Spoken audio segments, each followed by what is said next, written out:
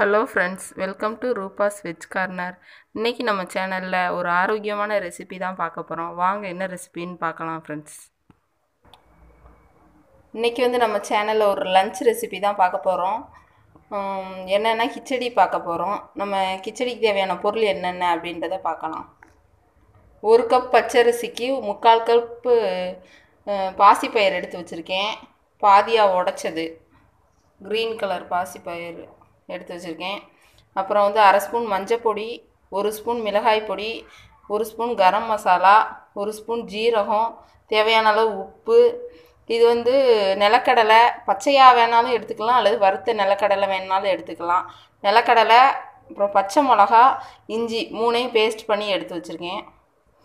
Carrot, அப்புறம் உருளைக்கிழங்கு, capsicum வேணுனாலும் நீங்கள் போட்டுக்கலாம். அப்புறம் 3 தக்காளி எடுத்து வச்சுருக்கேன். இப்போ ஸ்டவ் ஆன் பண்ணிட்டேன். நல்லா குக்கர் சூடானதும் ஆயில் ஊற்றிக்கிடலாம். ஆயில் ஊற்றிட்டு ஜீரகம் 1 ஸ்பூன் போட்டுக்கலாம்.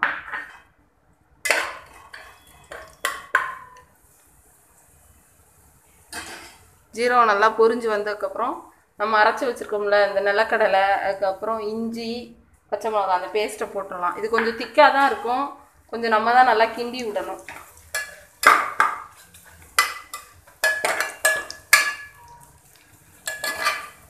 கொஞ்சம் சிம்மில் வச்சுக்கணும், ஏன்னா இது டக்குன்னு பிடிச்சிரும். இந்த பேஸ்ட்டு அடியில் நல்லா செவக்கிற வரைக்கும் இது கொஞ்சம் வதங்கணும். இந்த பேஸ்ட் கொஞ்சம் கலர் நல்லா செவக்கிற வரைக்கும் வதங்கணும். கொஞ்சம் கிண்டி விட்டுக்கிட்டே இருக்கணும், இப்படி இல்லாட்டி அடியில் பிடிச்சிரும்.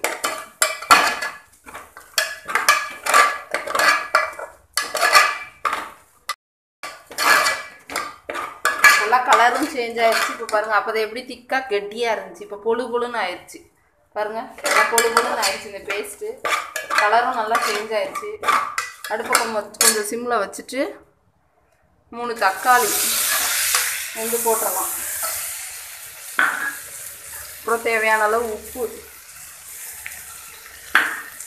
போட்டுட்டு நல்லா கிண்டி விட்டுறலாம்.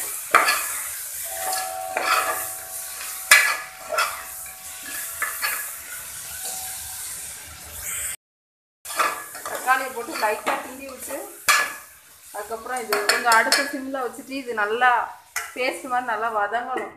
அதனால் மூடி வச்சிடலாம். மூடி வச்சா தான் சீக்கிரம் வதங்கும்.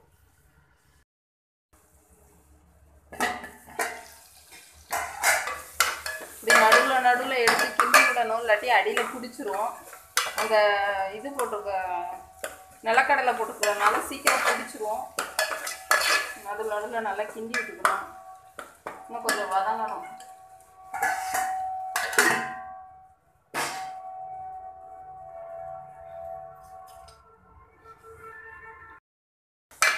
நல்லா அந்த பேஸ்ட், தக்காளி பேஸ்ட் நல்லா மையாக வதங்கினா தான் நல்லா இருக்கும், டேஸ்ட் நல்லா இருக்கும். வதங்காமல் தக்காளியாக இருந்தால் நல்லா இருக்காது டேஸ்ட். இதில் இப்போ நல்லா வதங்கிடுச்சு. ஒரு 1/2 ஸ்பூன் மஞ்சள் பொடி, காரத்துக்கு ஏற்ப மிளகாய் தூள், அதுக்கப்புறம் கரம் மசாலா 3ஐயும் போட்டு நல்லா கிண்டி விட்டுறலாம். நல்லா பேஸ்ட்டாக ஆயிடுச்சு.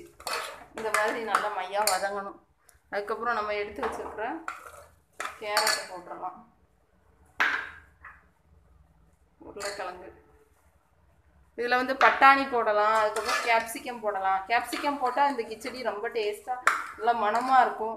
இன்னைக்கு என்கிட்ட கேப்சிகம் இல்லை, அதனால் நான் போடலை. நல்லா கொஞ்சம் மசாலாலாம் இந்த காயோட மிக்ஸ் ஆகட்டும். நல்லா காய் இதோட கொஞ்சம் மசாலாவோட மிக்ஸ் ஆயிடுச்சு. இப்போ நம்ம எடுத்து வச்சுருக்கிற இந்த அரிசி ஏற்கனவே கழுவி நல்ல தண்ணி ஊற்றி எடுத்து வச்சுருக்கேன். இதை அப்படியே போட்டுடலாம்.